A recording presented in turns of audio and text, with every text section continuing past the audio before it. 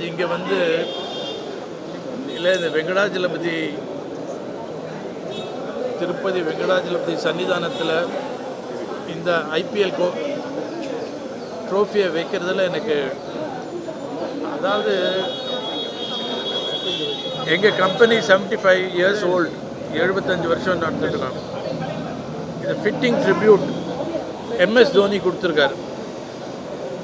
அது எல்லாம் வந்து கடவுள் அனுகிரகம் அப்படிங்கிற நான் நம்புகிறேன்.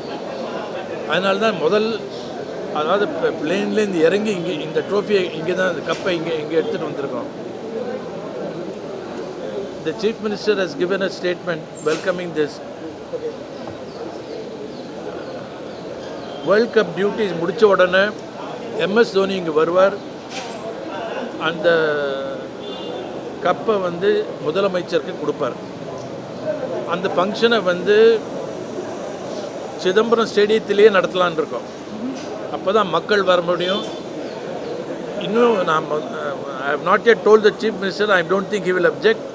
We will give MS Dhoni will come and share the trophy with him in midst of in the view of everybody.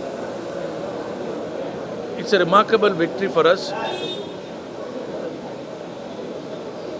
போன வருஷம் குவாலிஃபை ஆகலை, இந்த வருஷம் என்னமோ அப்படின்னு நினச்சாங்க. But MS Dhoni proved that he is the one and only MS Dhoni. Thank you.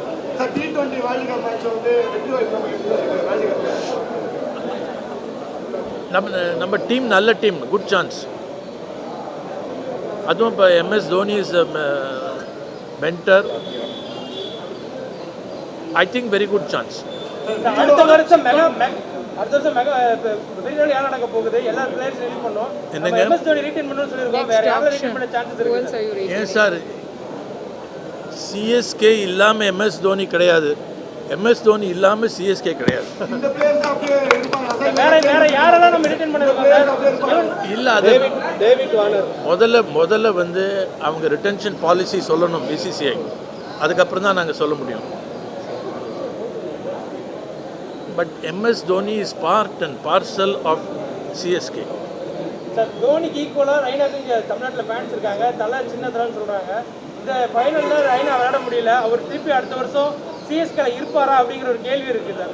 நாங்கள் அதெல்லாம் பதில் சொல்ல முடியாது. இப்போ முதல்ல ரிட்டென்ஷன் பாலிசி எவ்வளோ பேர் ரீட்டைன் பண்ணலாம் அப்படின்னு முதல்ல BCCI முடிவு பண்ணிட்டோம். அதுக்கப்புறம் இதெல்லாம் சென்னை டீம் வந்து தமிழ்நாடு பிளேயர்ஸ் கொஞ்சம் அதிகமாக இருக்கணும்னு சொல்லிட்டு விருப்பப்படுறாங்க ரசிகர்கள்லாம். அது நிறைவேறுமா சார்? கூட அவங்க கலை இருந்தால் கட்டாயமாக விளையாடுவாங்க. இன்றைக்கி எடுத்து பார்த்தீங்கன்னாக்கா இந்த தமிழ்நாடு பிரீமியர் லீக் TNPL-லேருந்து 13 பேர் வந்து இந்தியா இல்லைனாக்கா IPL ஆடிட்டுருக்காங்க.